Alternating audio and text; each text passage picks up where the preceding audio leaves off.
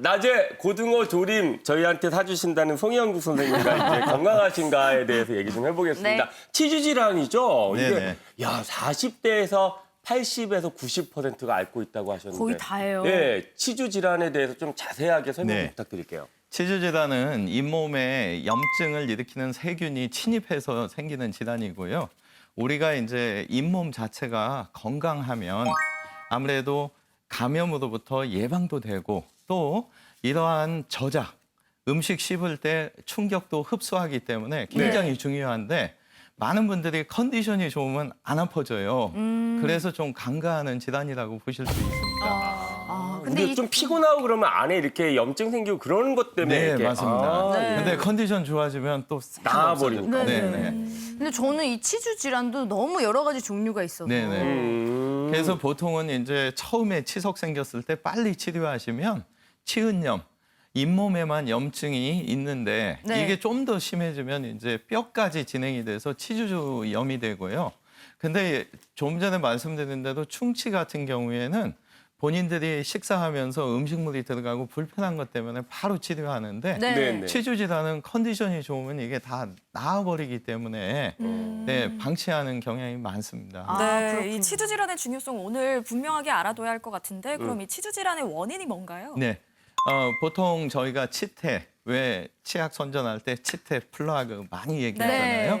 그런 치면 세균막이 원인이 됩니다. 그래서 저희가 식사를 하고 나서 양치질을 잘 해도 음식물 잔사가 남고 이 잔사하고 세균이 만나면 치태가 만들어지는 거고 이 치태가 몇 달 동안 계속 방치되면서 입 안에 침 속에 있는 무기질하고 결합이 되면 그게 치석이 되는 겁니다. 말만 들어도 예. 뭔가 찝찝한데요? 돌처럼 이제 단단해지는 거죠. 네. 그래서 이 상황이 되면 양치하실 때 이제 피가 나기도 하고 통증이 시작될 수도 있는 거고 이 상태에서 이제 그대로 방치하시다가 보면 아까 말씀드린 대로 컨디션이 좋아지면 안 아프니까 네. 또 바쁘시다 보니까 또 넘어가시고 까먹고. 예. 그러다가 이제 어쩔 수 없이 치아를 뽑는 경우까지 올 수가 있거든요. 아, 그 그렇군요. 무섭네. 네. 선생님이 네. 사진을 하나 준비하셨다고 네네. 들었는데요. 네, 그래서 나올까요? 사진 지금 처음 사진 보시면 치은염.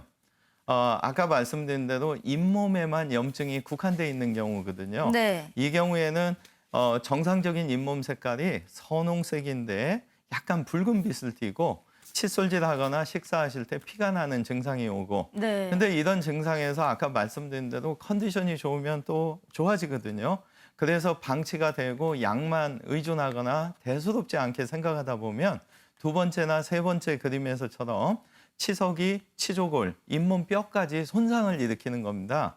그래서 치주염 단계에 들어서면 치아 뼈가 녹기 때문에 아무래도 땅 속에 나무가 뿌리를 깊이 내려야 되는데 어쩔 수 없이 잇몸 뼈가 녹아내리니까 치아가 움직이게 되고 이런 증상들이 계속 진행되면 결국에는 컨디션이 좋든 안 좋든 치아가 씹을 때도 아프고 네네. 어쩔 수 없이 빼는 상황까지 오게 됩니다. 그렇군요. 치은염에서 치주염. 그러면 이걸 예방하기 위해서는 네. 스케일링 하는 게 가장 답이겠네요. 예, 어떻게 아셨어요? 오. 역시 박사님이십니다. 네, 예. 네. 도사님이에요. 예. 네. 도사님. 예. 저희가 사실은 치주 질환을 예방하기 위해서는 양치질을, 칫솔질을 집에서 꼼꼼하게 하시는 게 가장 중요하고요. 가장 중요하고 네. 칫솔질을 그리고 하는 게. 지금 도사님께서 말씀하신 대로 6개월에 한 번은 치과에 네. 들려서 스케일링을 받는 게 굉장히 중요합니다. 네. 근데 부정적인 측면이 있죠. 어떤 부분이냐? 치과에서 스케일링하고 나니까 치아를 깎은 느낌이 오고 뭔가 피가 나고 이러니까. 공간이 생기고 네. 왠지 모르게 찬물에도 시리고 네. 그래서 이런 것 때문에 많이 꺼려 하시는데 이치적으로 생각해 보시면 치아가 있고 잇몸 사이에 치석, 돌이 있었어요. 네. 돌을 끄집어내면 공간이 생기죠. 네. 근데 이 공간에서 일주일 정도만 지나면 잇몸이 줄어들면서 건강해지면서 자기 자리를 찾거든요. 치아가 깎인 게 아닌 네네네. 거군요. 그 치석, 돌처럼 단단한 걸 긁어냈기 때문에 혀를 갖다 대시면은 잇몸하고 치아가 벌어져 있으니까 네. 공간을 자꾸 느끼시고 나는 스케일링하러 갔는데 왜 내 치아를 다 깎아놨지? 그 잘못된 네. 상식이군요. 네. 네. 그래서 대부분의 경우 스케일링하고 3, 4일에서 일주일 정도 찬 거 뜨거운 걸 피하라고 말씀드리는 이유가 잇몸이 줄어들면서 건강하게 붙어주는 그 시간 때문에 그렇거든요. 네. 오히려 그렇게 해서 주기적으로 관리를 해야 되는 거군요. 네네. 네네. 저는 근데 가끔 치과에 갈 때마다 또 드는 생각이 스케일링을 받을 때도 그렇고 네. 다른 사람 입에서 치료하던 기구가 내 입으로 들어가기 때문에 이게 조금 감염 관리가 철저하게 되고 있나 이런 생각이 들더라고요. 많은 분들이 저와 같은 생각이실 텐데요. 네. 어떻게 관리를 하고 있는지 지금 화면으로 만나보시죠.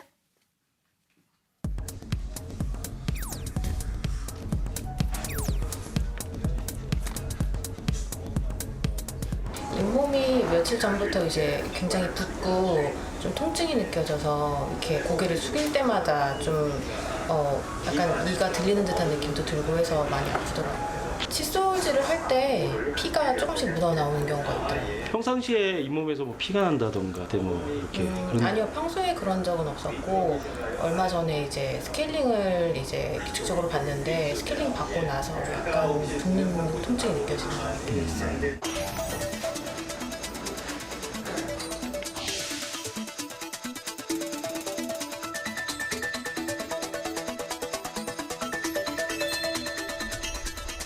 염증이 생겼군요. 네. 뿌리가 조금 상해 있네요. 임플란트 부위에 또 염증이 생기면 이거 정말 힘들겠는데요.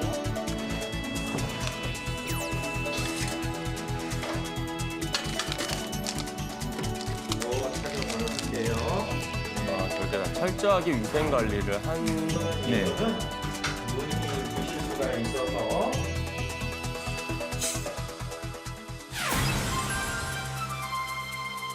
감염 관리, 위생 관리라고 할 수 있겠네요. 네.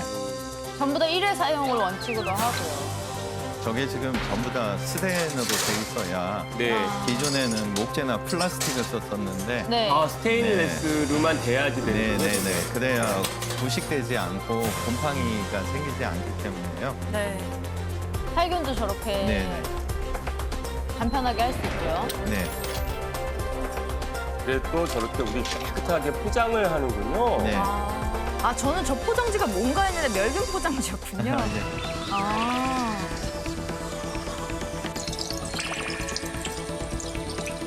제일 중요한 건 칫솔질이죠. 네.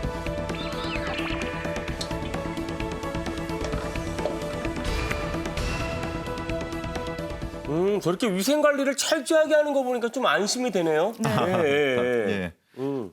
근데 실제적으로 저런 부분들이 예. 불행한 거는 보이지 않는다는 거죠. 아. 그래서 예전에 왜 한때 식당에서 주방을 갖다가 이렇게 오픈시켜서 네. 요리하는 걸 보여주면서 네, 많은 네. 신뢰가 왔잖아요. 그래서 치과에서도 사실은 이제 저런 감염 시스템을 많이 이렇게 보여주려고 노력을 하고 있습니다. 아, 그렇군요. 이 감염 관리를 위해서는 장비를 또 잘 갖춰야 되잖아요. 네네. 이런 개인 병원에서는 장비 부담을 직접 하시는 건가요? 예.